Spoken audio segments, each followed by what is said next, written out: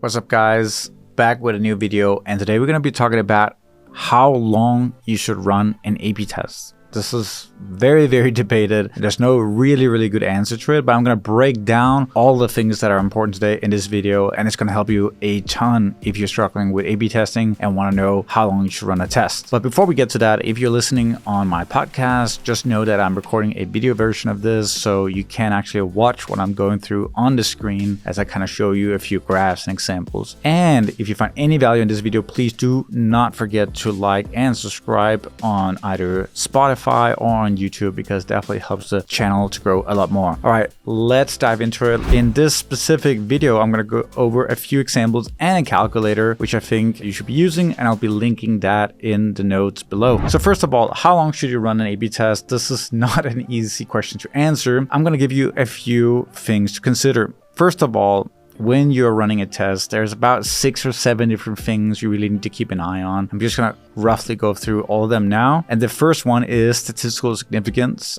This one has to be high, otherwise you can just not rely on the results. So the go-to in the industry is 95% or above. So that's what you want to hit. But that alone is simply not enough. And if you're just relying on this stat, which a lot of brands are doing because they are incorrectly just looking at that in their A/B testing software, and you shouldn't be doing it. You should actually be looking at a lot of other factors. One of them being the size of the sample. You want to make sure you have a proper sample size for this to make sense, and that has something to do with your total traffic per month and so on. So I'm going to get into that a little bit later. And then you're going to be looking at the representative of your samples. So basically, we're looking at all your clients, or for example, what if you launched a test doing Black Friday where a lot of your repeat buyers are coming back? They have a different behavior. They don't need to be sold on the product in the same way as cold traffic would. When you're looking at whether this represents the proper sample size, you need to understand what campaigns you're running, what traffic you're running during that testing period. Next one, you need to look at the devices you're testing this on and the testing period. If you're running specific campaigns and a lot of your traffic is on mobile,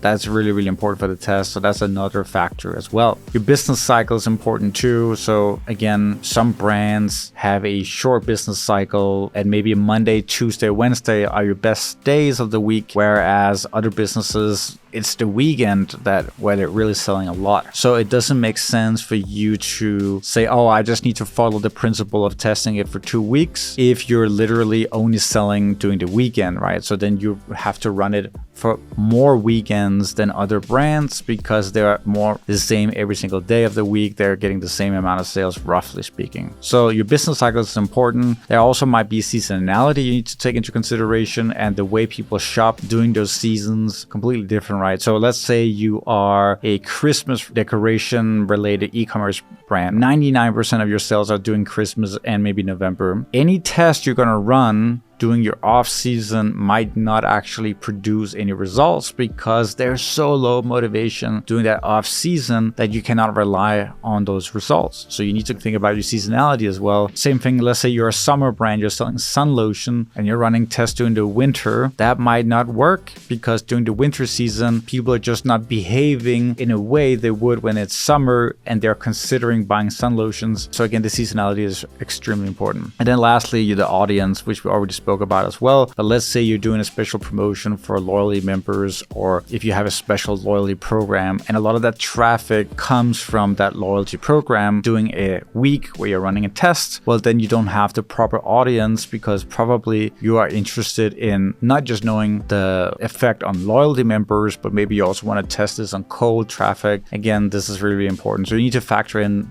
all these things when you're testing. So let me show you a graph. This was very technical. This is something that happens in so many tests. Probably about 50 to 70% of the tests we are running, we see something similar to this graph right here. Let me just zoom in a little bit. And what you can see is that the blue line, which is the variation, is way overperforming in the beginning. And this is where most brands are concluding a test because they get excited about the results. As we can see, the control version is hovering about 1% and the variation is about 3%. So it's a massive uptick. It's 200% conversion increase. And it's so easy for a brand to be excited about this. So either they are turning it off and concluding it as a win after, let's say, 7 days, or they are telling the agency they work with, please turn it off. This is a huge win. We just want the revenue from this faster, so just turn it off. But if they had kept it running, and in this case about 19 days, you would see that it's almost flat. And this is because we have more data, and basically we take chance out of the calculation as we get more statistical significance and we get more data into the actual A/B test. So you'll see this graph all the time, and the reverse can be true as well. So what you see is that a client is unhappy that you launched a test for them, or maybe you are doing your A/B testing for your own brand. You're seeing it's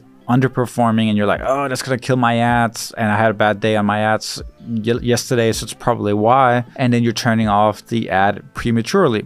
And I want to show you an example of a test we just did with a client, where the client even emailed us and said, please turn off that test, it's not performing. We told them, hey, you need to wait because there might be a chance it's still going to win. So what we see here is a test for one of our clients. And as you can see on the conversion rate, the variation started performing really, really well in the beginning, and it was exciting, but obviously it came right back down the second day already. Second day, same amount of conversions on both the variant and the original. And then it performed better, which was great. But then you see here 5 days in a row where the original page outperforms the variant. And this was in this time that the client told us, hey, we want to kill this test because we're seeing it's not performing. And we said, wait, you need to wait and see what happens. And in the end, it started to perform better and better and better and better and better, to the point where it actually was winning, and it had a 4.7% conversion increase. At this point, the client wasn't really sure whether they wanted to run it. We at this stage said, you know what, we should run this for another month because there's not enough data. But at this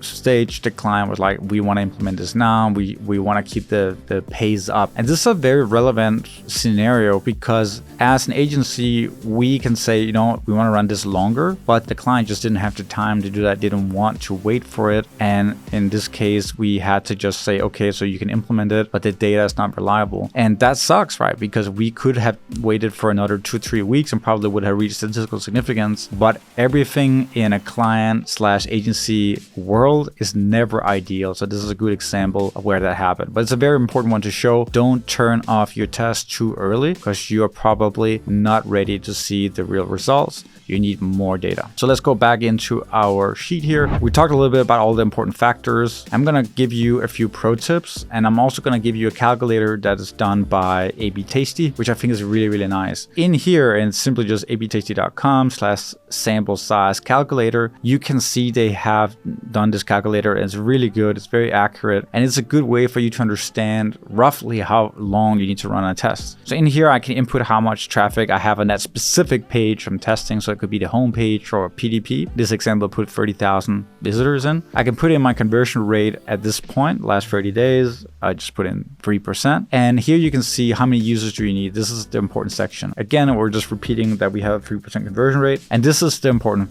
thing. And here you're going to be shocked, right? So the minimum detectable effect is a percentage you need to input here. And anything below 20% in this example, you're not going to be able to detect with statistical significance. So this means I only want to track uplifts above 20%. So these are massive changes, massive improvements. Statistical significance being 95% is standard, and statistical power being 80% is standard as well. So that's what you want to put in there. And what you can see here is if I have, 30,000 visitors a month, that means I roughly have 666 visitors per day. I'm only going to run an A/B test in this example, and here it shows me just to be able to detect a 20% or more conversion increase, I need to run in 39 days. That's crazy, right? That's so long. And I bet that no one in the real world actually waits 39 days. But if you want to use real methods, the real data that actually is needed in order to make sure you're getting that 20 plus in conversion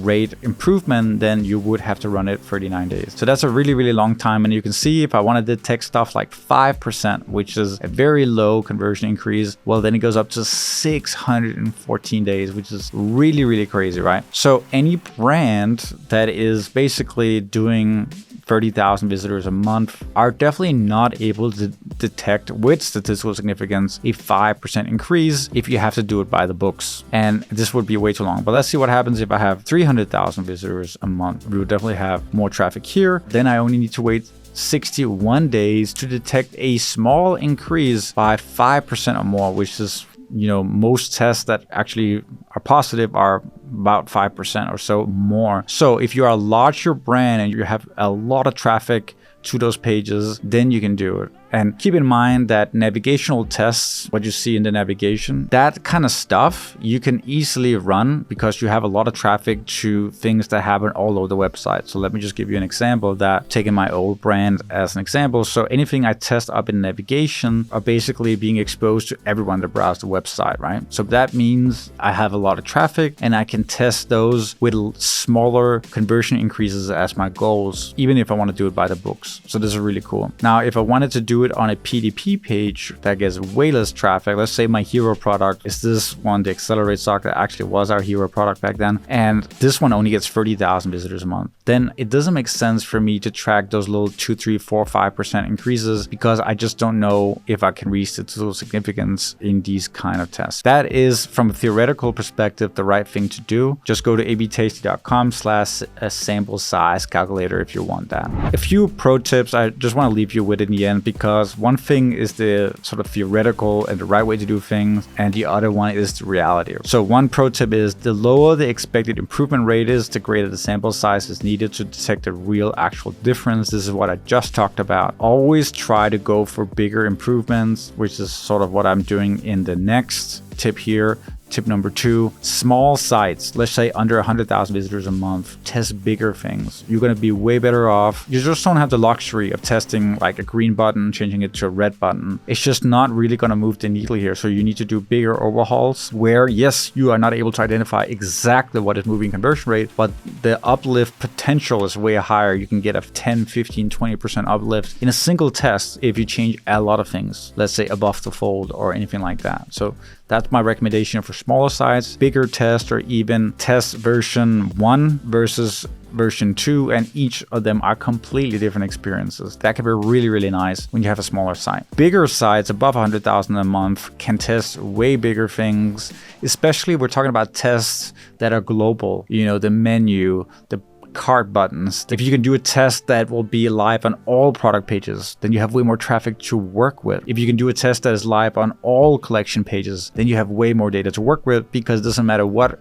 collection page they hit, they're all going to see the same test. So that's my recommendation there, is see if you can launch tests that will not just be on a single URL, because a lot of people will not see it.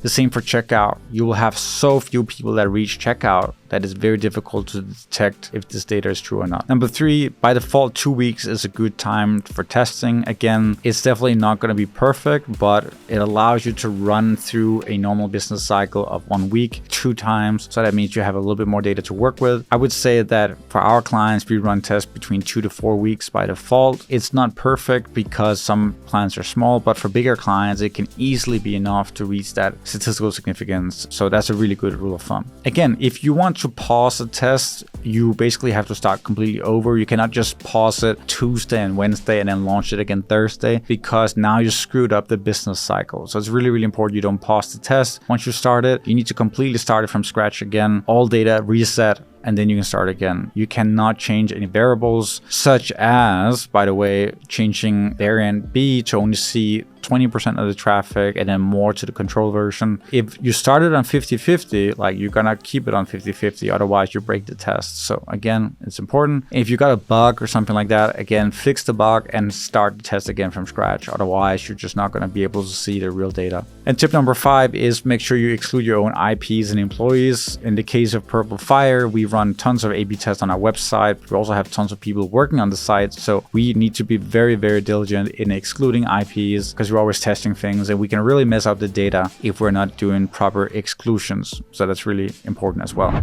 Yeah, those are my biggest pro tips. Honestly, it sounds confusing. There's a lot of things to be thinking about, but don't forget that it's way better to test and not reach proper statistical significance, but still have some indication of whether this is true or not. It's way better to do that than just to implement on gut, where you have zero idea on what you're doing and you just can't see any data, right? So keep testing, even if it means you don't have all the data you need. It's still way better, and you're still going to see a nice linear growth curve if you keep testing, and killing all the losers and all the flat tests, which is really, really important. important as well. Hopefully this was useful. By the way, it was a long video. If you have any comments about all this stuff, please do leave those comments in the comment section on YouTube if you're watching there. And don't forget to like and subscribe, and I'll see you soon.